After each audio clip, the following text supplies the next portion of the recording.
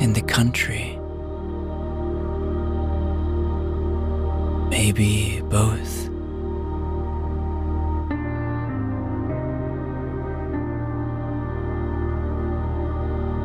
In some strange way, she feels connected to Da Vinci. She thinks that we as humans are all connected, and that in itself is beautiful. It's a thought that was generated by looking at art, and that's why Marie Louise loves art.